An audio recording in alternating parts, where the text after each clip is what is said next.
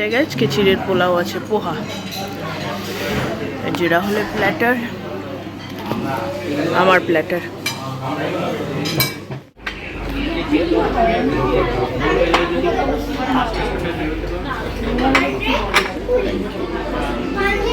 একটা রসগোল্লা।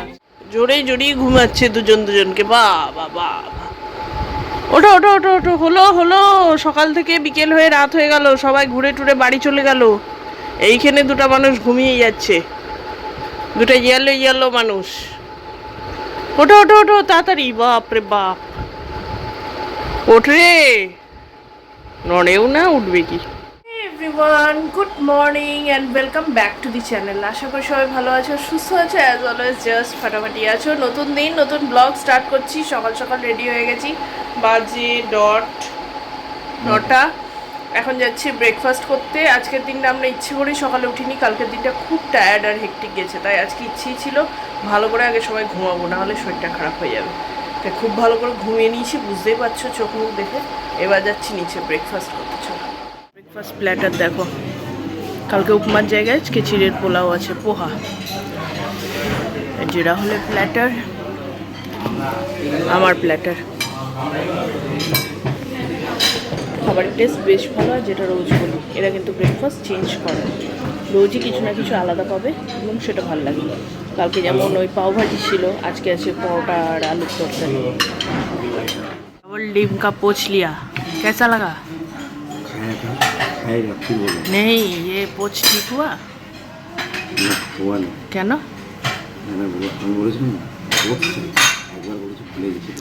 তোমাকে ওই একথা টাইগারের মতো বোঝাতে হতো, লিক ইট, পাংচার ইট, দিন ফ্রাই ইট, এটা বোঝাও, নাহলে বুঝবে না। ওকে বোঝাতে হয়েছিল, তুমিও বোঝাও, পড়বে না। প্রপার টেবিল এডিকেট মেনে খাওয়া দাওয়া করছে, ঠিক, ভেরি গুড। হ্যাঁ ঠিক হচ্ছে, ভালো হচ্ছে, করো। এই যে আবার আমাদের সমুদ্রের ড্রেসে রেডি হয়ে গেলাম। এখন বাজে 10টা, যদিও অনেক আগে বেরোনোর ইচ্ছে ছিল, বাট খেয়ে একটু রেস্ট না নিয়ে রোদে বেরোলে না শরীর খারাপ হয়ে যাচ্ছে। দেখো চলে এসেছি আবার আমাদের সমুদ্রে, চারিদিক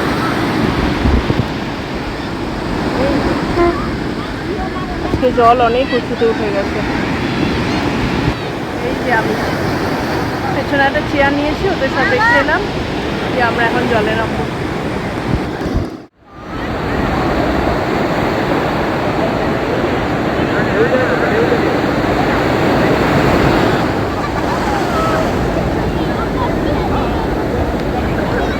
হলো রোদে পুড়ে একবারে পাক্কা 2-2.5 ঘন্টা ধরে স্নান হলো।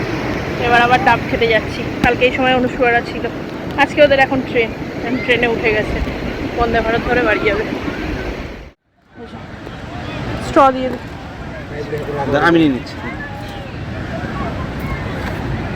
দিয়েছে রাহুল, দিয়েছে।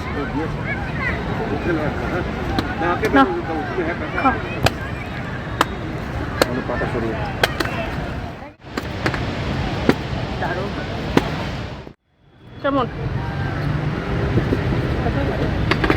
তুমি খাও?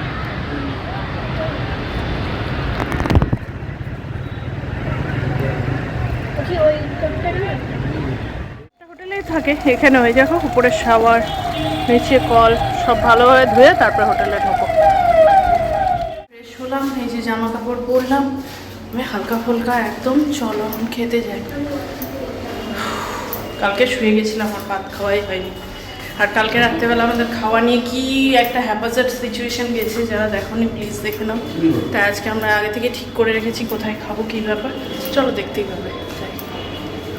প্রবল রোদে আমরা 3জন যাচ্ছি এখন, সামনেই, চলো দেখতে পাবো। এখানে আমরা ওয়েটিংয়ে বসলাম, আমাদের ওয়েটিং হচ্ছে 80 আর 14 বোধহয় গেল। কস্তুরীর মেনু কার্ড,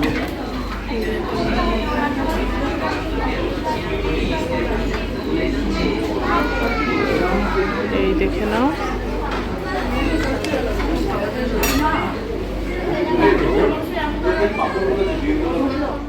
আমরা ভেতরে এসেছি, বেশিক্ষণ না, 5 থেকে 7 মিনিট ওয়েটিং। খুব ভালো অ্যারেঞ্জমেন্ট, এসছি আর দেখি মেনু কার্ড দেখে অর্ডারটা দিই।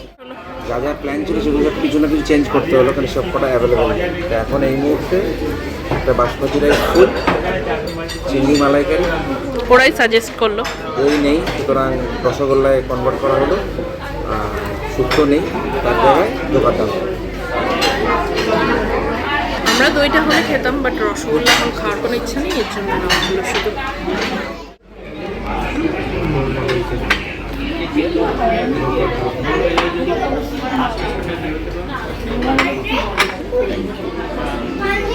একটা রসগোল্লা কেমন গো?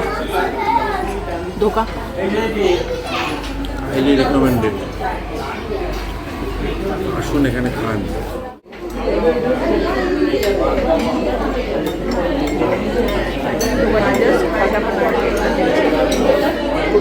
আমরা আগেও খেয়েছি, ওই জন্য আলাদা করে বলার কিছু নেই।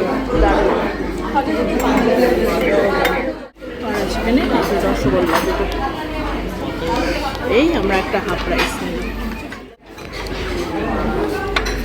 আর এটা চিংড়ি। কেমন বলো? চিংড়িটা দারুণ, সাইজটাও দারুণ, খেতেও দারুণ।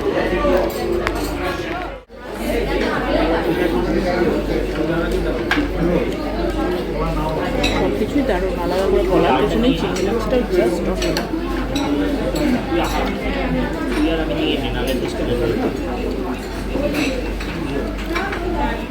আমরা খেলাম, খাওয়ার বিল দেখো, একদম ঠিক লেগেছে আমার। আর খাবার তো তোমরা দেখেইছো।